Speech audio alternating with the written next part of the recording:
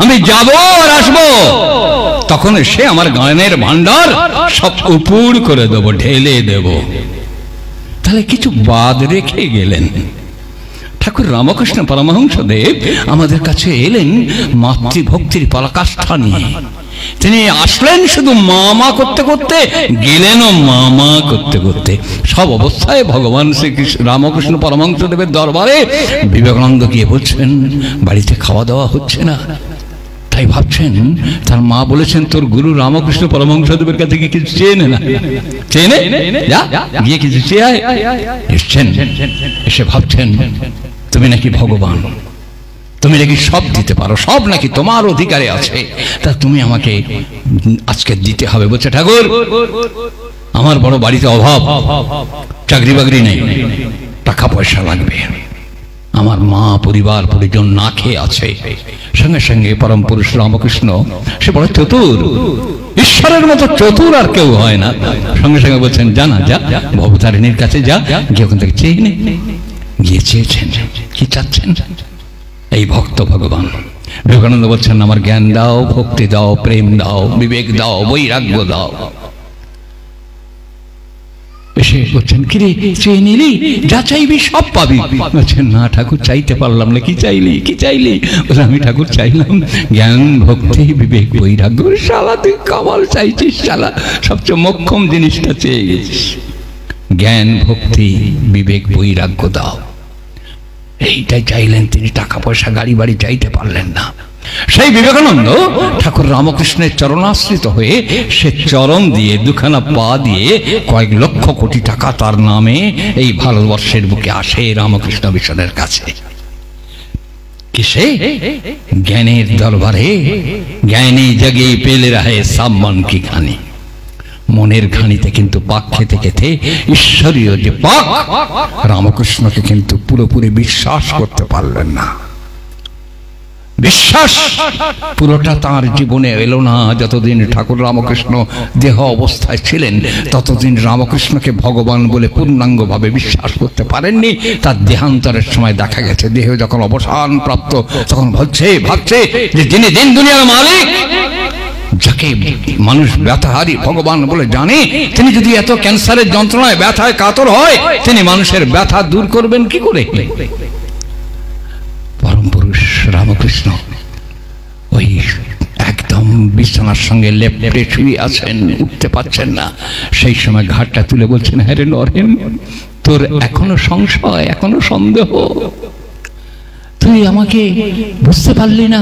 ত্রেতায় রাম, দাপরের কৃষ্ণ, এক আধারে রামকৃষ্ণের শালা। তোর বেদান্তের দিক থেকে নয়, অর্থাৎ জ্ঞান, বুদ্ধি, বিচার, বিবেচনা করে তুই আমাকে চিনতে পারবি না।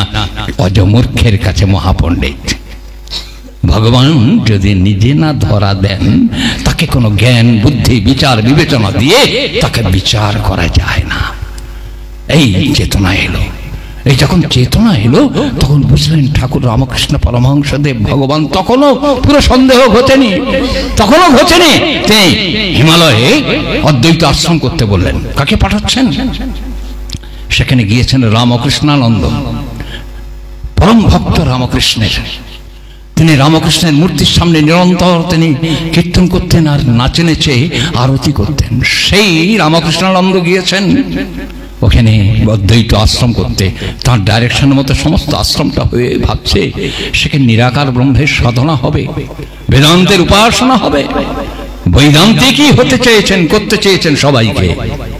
রামকৃষ্ণানন্দ ভাবছেন, না প্রভু নেই, কেমন আশ্রম? দূরে একটা কোণে একটুখানি ছোট্ট কুটির বানিয়ে সেখানে রামকৃষ্ণের একটা ছোট্ট ফটো রেখে দিয়েছেন। বিবেকানন্দকে খবর দিয়েছেন, হয়ে গেছে আমার আশ্রম তৈরি করা, তুমি দেখতে এসো। দেখতে এসে বেশ প্রশংসা করছেন। করতে করতে দেখে আশ্রমের একটা দূরে কোণে দেখে একটা ছোট্ট কুটির মতো করা আছে। এই ওটা কি রে? ওদিকে কিছু নেই, তোর যেতে হবে না, তুই এদিকে।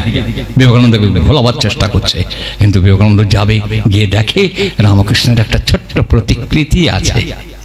বলছে, এটা কি রে? আমি বলেছিলাম না এখানে ওই নিরাকার ব্রহ্মের উপাসনা হবে, তুই এখানে প্রতিকৃতি রেখেছিস কেন? তুলে ফেল, প্রতিকৃতি তুলে ফেল। তুই আবার একটু গুমার আছে, ভাবছে মা বোধহয় সেভ করবে। সারদা মার কাছে চিঠি লিখেছেন, পোস্টকার্ড। পোস্টকার্ডে চিঠি পেয়ে মা বলছেন, নরেন যা কয় সেটা তুই কর। মাও কিন্তু রামকৃষ্ণকে সেইভাবে চিনতে পারেননি। আজকে আমরা যেমন করে মাকে প্লেস করি, আমরা মনে করি বোধহয় মা আমাদের সর্বস্ব দেবে। বিবেকানন্দ নিজেই বলছেন, আমি ঠাকুরকে অত ভয় পাই না, ভয় পাই আমি কিন্তু মাকে। মা আমার হাইকোর্ট। বিবেকানন্দের উক্তি, মা আমার হাইকোর্ট। সুপ্রিম কোর্ট আছে যে, তিনি যে সুপ্রিম কোর্ট, সত্যম রামকৃষ্ণ হচ্ছে সুপ্রিম কোর্ট, তার বাদ দিয়ে কোনো কাজ করে না। মাতা মনমোহিনী দেবী তিনি কিছুতেই ঠাকুর অনুকূলচন্দ্রকে ভগবান বলে মেনে নিতে পারেন না। তার চরমতম অবস্থা তার মেয়ে গুরুপ্রসাদী পিসিমা। আমি তার সঙ্গে বাস্তবে কথা বলেছি, তার নিয়ে তার সঙ্গে ঝগড়া করেছি, তর্ক করেছি। সেই সভায় অরূপ প্রধান ছিলেন, কিরণ মুখার্জি, অলির সরকার, সুধীর বসু প্রমুখ ভক্ত সাধক মণ্ডলী বসে আছেন। সেখানে আমি কিন্তু পিসিমাকে বলেছিলাম, পিসিমা এসে আমার চোখের সামনে 18ই জ্যৈষ্ঠ মাতা মনমোহিনীর জন্মদিনে মা মনমোহিনী দেবীর যে প্রতিকৃতিটা আমরা চেয়ারে বসিয়ে রাখতাম, কিরণদা রাখতেন, কিরণদা আমাকে আগে থেকে বলছেন, শোনো তুমি কিন্তু আজকে রাগটা করবা না, কিন্তু পিসিমা আসছেন, গুরুপ্রসাদী পিসিমা আসছেন। না না না, একদম রাগ করবো না। এসে তিনি মাতা মনমোহিনীকে প্রণাম করলেন আগে। আর আপনারা যারা 40 বদ্রীদাস টেম্পল স্ট্রিটে গিয়েছেন, বিশাল প্রতিকৃতি আছে ঠাকুরের, ঠাকুরের দিকে হাঁটু গেড়ে বসে ওই মাকে প্রণাম করলেন, মাথা ঠেকিয়ে ঠাকুরের দিকে হাত জোড়ো করে একটা নমস্কার দিলেন। এখানে প্রথম মাথা আমার গরম হয়ে গেল। কিরণদা ওইটা দেখেই টক করে আমার দিকে চেয়ে দেখলো যে খাইছে সম্পদ, যদি এটা দেখে ফেলে তাহলে আর রক্ষে নাই। আমি কিন্তু ওখান থেকে টক বক করে ফুটছেই যে তুমি ঠাকুরের বেলা মাথাটা নত করলে না। এবারে ওই অরূপদার শেষের বক্তা, তারপরে আমি আলোচনা করব। অরূপদা আলোচনা করার সময় বলছেন, আপনারা কে পিসিমাকে দেখেছেন জানি না, হয়তো সুভদ্রাকে দেখেছেন। এই পিসিমার এই অর্ধেক সাইডটা এরকম এই চুল কম করে ছোট করে কাটা, বব কাটা। এই অর্ধেক সাইডটা যদি কেউ দেখে, একদম ঠাকুরের মতো প্রতিকৃতি, মুখখানা মনে হবে একদম লম্বা, টানা টানা নাক, চোখ, কান, অপূর্ব সুন্দর দেখতে। পাশ থেকে দেখলে মনে হবে ঠাকুর বসে আছেন। তা অরূপদা খুব ইমোশনাল বক্তা, খুব ইমোশনালি বলছে, পিসিমার ওই নাক দেখে মনে হচ্ছে ঠাকুরকে দেখছি, পিসিমার চিবুকটা মনে হচ্ছে ঠাকুরকে দেখছি, চোখটা মনে হচ্ছে ঠাকুরকে দেখছি। আর আমি তত গরম হচ্ছি, গরম হতে হতে যেই বক্তৃতা শেষ হয়েছে আমি কোনো অ্যাড্রেস ট্যাড্রেস না করে ছি ছি করার আরম্ভ করি। বয়স তখন কমান। ঠাকুরের চরণে জন্মগ্রহণ করে পিসিমার থুতনি দেখে যদি ঠাকুরের মুখখানা মনে পড়ে, পিসিমার চোখখানা দেখে যদি ঠাকুরের মুখখানা মনে পড়ে, তাহলে ও জীবনের কোনো মূল্য নেই। পুরুষোত্তমকে পুরুষোত্তমের ধ্যানে আনতে হবে। তার জীবন আলোক, তার জীবন রূপ, তার জীবনের সজ্জা সুর আলাদা। সেই সুরটাকে যদি ধরতে না পারেন তাহলে কি কোন জ্ঞান? সঙ্গে সঙ্গে উঠেই আমার দুটো হাত ধরে বলেছিল, you are the commander in chief in the Satsang world. সম্পদ আপনি ঠিক বলেছেন, আমি ভুল বলেছি বলেই আমি পিসিমাকে বলেছিলাম, শোনেন পিসিমা, আপনি হাত জোড়া করে তাকে নমস্কার করলেন, এটা আমি দেখেছি, ঠাকুরের বোন। আর আপনি যখন ওই 3-4 বছরের একটি মেয়ে, যে সময় সমস্ত ইংরেজ ডাক্তাররা পর্যন্ত বলে দিয়েছেন, নিদান হেঁকে দিয়েছেন, আজকে রাত্রেই আপনার জীবনের শেষ, ঠিক বলছে পিসিমা? বলছে হ্যাঁ। সেই দিনে আপনার মা কি করেছিল জানেন? আপনার এই বর্দা, যাকে আপনি বর্দা বলে অভিহিত করছেন, এই বর্দা তিনি আত্মসহ অবস্থায় শুয়ে আছেন, তার ঘরে আপনার মা, আপনি বলছেন সৎসঙ্গের প্রতিষ্ঠাত্রী দেবী? না, পুরুষোত্তম শ্রেষ্ঠ ঠাকুর অনুকূলচন্দ্র ছাড়া এই জগতে সৎসঙ্গ প্রতিষ্ঠা করার মতো যোগ্যতা কারোর ছিল না।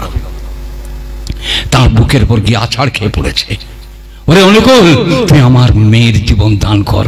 বলছে সে কি কস মা?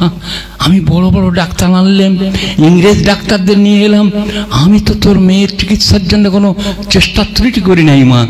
সঙ্গে সঙ্গে বুকে আছাড় খেয়ে খেয়ে মা বলছেন, ওরে অনুকূল আমি জানি তুই ভগবান। বুকে কিল মারছেন দুম দুম করে, আমি কই, আমি তোর মা, আমি তোর কাছে ভিক্ষা চাচ্ছি, আমার মেয়ের জীবন ভিক্ষা দে। যেই বলে চোখের জল টপ টপ করে পড়ছে ঠাকুরের বুকে, ঠাকুর অমনি উঠে বলছেন, তুই কি যে কোষ মা, তোর মেয়ের জীবন ভিক্ষা আমি দেবো কে? তোর মেয়েরে মারবে কেটা? বলছে আজকে ডাক্তার নিদান হেঁকে দিয়ে গেছে, আজকে রাতের মধ্যে আমার মেয়ে হারিয়ে যাবে। পরম পিতা না চাইলে তোর মেয়ের নেবার পারে কেউ? সেই গুরুপ্রসাদী পিসিমা, আপনি বিশ্বের মালিককে পূজা করতে পারলেন না।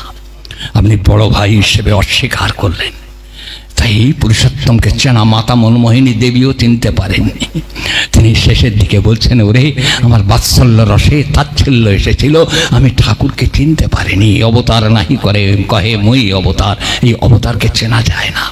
এই মহাপ্রভু চৈতন্য তার মাকে যেমন অর্ঘ্য সাজিয়ে দিয়েছিলেন, আজকে সন্দীপ সেন সে মাতৃপূজা শিখিল থেকে মাতা মনমোহিনী দেহ রক্ষা করেছেন। ঠাকুরের কি কান্না! ঠাকুর এমন করে মায়ের ঘরটাকে সাজিয়ে রেখেছেন, থরে থরে সাজিয়ে। তিনি তার যে আকুলি বিকুলি করা কান্না আর তার যে সুর, সারা বিশ্ব ব্রহ্মাণ্ডে এমনতর মাতৃভক্ত সন্তান পৃথিবীর বুকে অবতীর্ণ হয়েছেন কিনা আমার জানা নেই। তিনি বলছেন, ও মা, তুই যদি এই পৃথিবীর বুকে কখনো আবার নেমে আসিস, তোর অনুকূলের কথা যদি কখনো তোর মনে পড়ে, তুই আসিস মা। এসে তোর সেই সাজানো ঘর আমি সাজিয়ে রেখেছি, তোর আসন পেতে রেখেছি, তোর বাসন কোসন বিছানা পত্র সব সাজানো আছে। তুই এসে তোর মতো করে তোর অনুকূলের এখানে এসে তোর ঘর তুই ব্যবহার করিস মা। তুই আসবি মা। এই মায়ের জন্য আকুলে বিকুলি, এই আকুলে বিকুলিটাই আজকের সন্দীপ সেনকে, আজকের শুভজিৎ পালিতকে, আজকের শুভ বিশ্বাসকে এই মাতৃভক্তির উপস্থাপনা করতে শিখিয়েছে, মাতার তর্পণ করতে শিখিয়েছে, মায়ের জন্য পুরুষোত্তম চরণে প্রার্থনা করতে শিখিয়েছে, যা পৃথিবীর বুকে আর কেউ কখনো শেখায়নি। আচ্ছা, কেন শেখালো? মা হচ্ছে বেসিস অফ দি লাইফ। মা হচ্ছে জীবনের হোতা, মা হচ্ছে জীবনের স্রষ্টা। মা যদি পৃথিবীর আলো না দেখাতো, আমরা কিন্তু কেউ আলো দেখবে পারতাম না।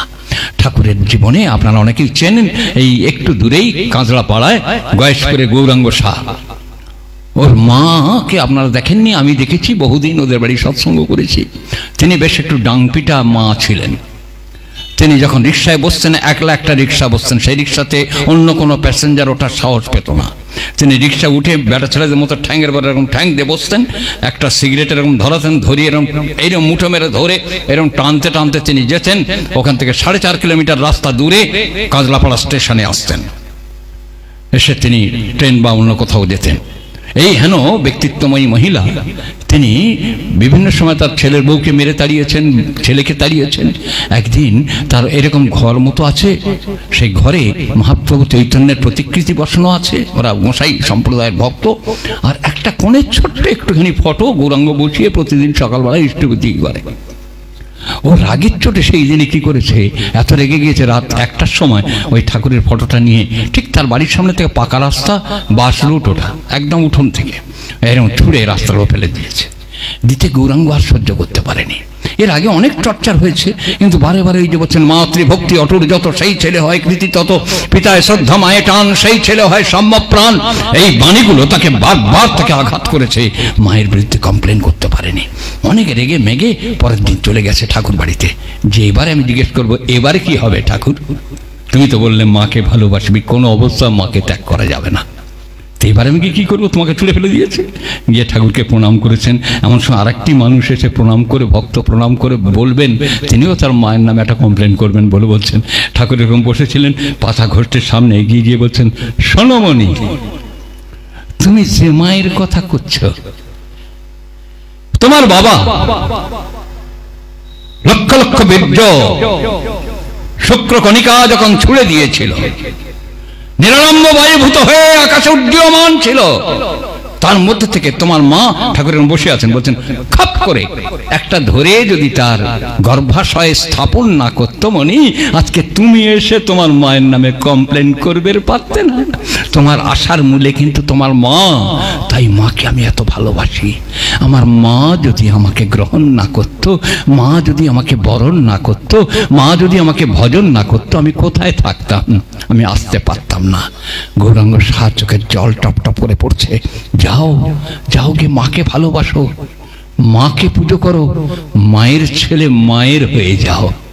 পরবর্তী সময় জানেন, সুধীর মুখার্জি কাঁচড়াপাড়া, আমরা বসে আছি, সৎসঙ্গ হচ্ছে। হঠাৎ করে ওই মাটি বলছেন, এই যে সুধীরদা, আপনি আমার এখনই দীক্ষা দেবার পারেন? বলছেন হ্যাঁ মা, দীক্ষা দেবার পারি। এখানে বসে বলেন, সৎসঙ্গ চলছে, অনিল সরকার টরকার আছে, আমিও আছি। বলছে এখানে বসে বলেন। ওখানে দীক্ষা দেওয়া আরম্ভ করেছে। অনিলদা রেগে ফায়ার, যে দেখুন উনি সৎসঙ্গ থেকে উঠে গেল না, দীক্ষা দিয়ে সৎসঙ্গ, ও সৎসঙ্গ বন্ধ করে এখানে দীক্ষা দিচ্ছে। দীক্ষা হয়ে গেল। সেই মা পরবর্তী সময়ে সমস্ত প্রতিকৃতি সরিয়ে দিয়ে সেই ঘরে পুরুষোত্তম প্রতিকৃতি প্রতিষ্ঠা করলেন সেই মা।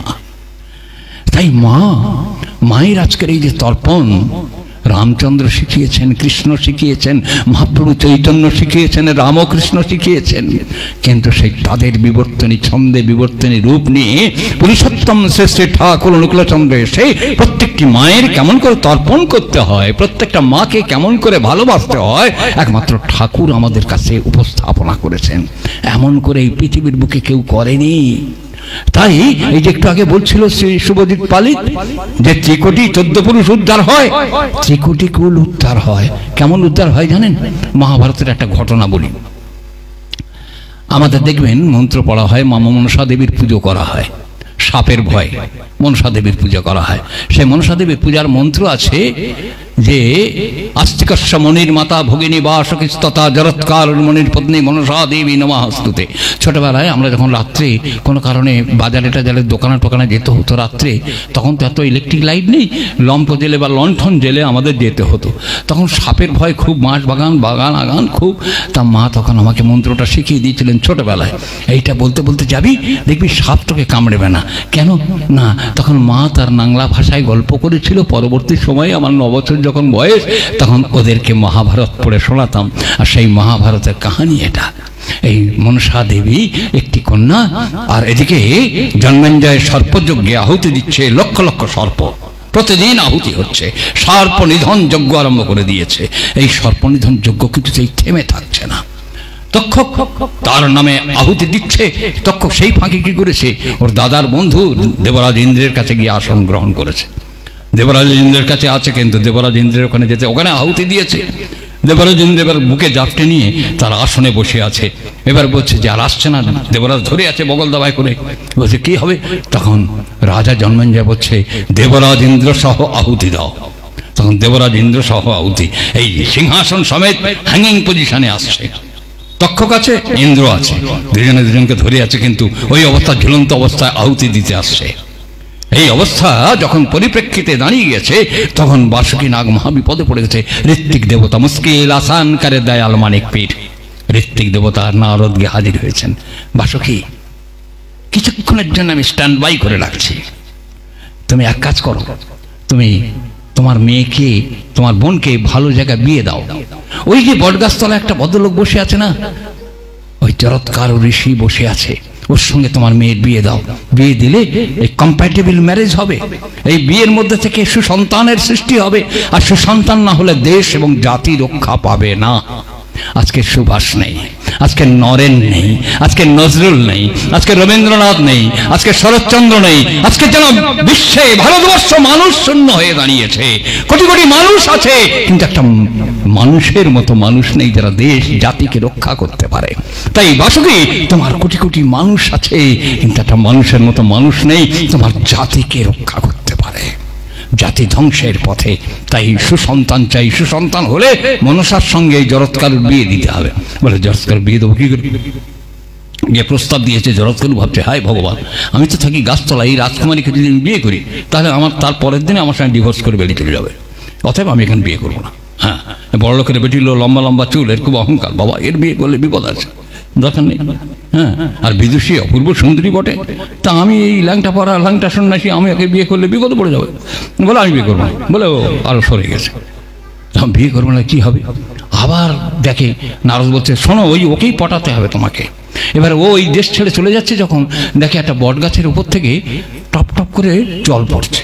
ও নিচে থেকে যাওয়ার সময় মাথায় জল পড়েছে, এরকম চেয়ে দেখে যে 60,000 বাল্যখিল্য ঋষি, অর্থাৎ লক্ষ লক্ষ পিতৃপুরুষের সন্তানরা, তারা সবাই ঊর্ধ্ব পদে হেষ্টে মুন্ডু নিরলম্ব বায়ুভূত হয়ে ঝুলন্ত অবস্থায় আছে, আর তাদের চোখ থেকে টপ টপ করে জল পড়ছে। এই জল পড়তে বলছে তোমরা কে? লিঙ্গ শরীরে, মানে সূক্ষ্ম সূক্ষ্ম শরীরে বীজ কণিকাবৎ সেখানে সব ঝুলন্ত অবস্থা আছে। বলছে আমরা তোমার পিতৃপুরুষ, তুমি বিবাহ করো, বিবাহ করলে তোমাদের যে সন্তান হবে ওই একটা সন্তান, সেই যে একটাকে ভালো সুন্দর করে বলছিল প্রফুল্ল দাসকে বলেছেন সদ্গুরু প্রাপ্তি হলে ত্রিকোটি কুল উদ্ধার হয়।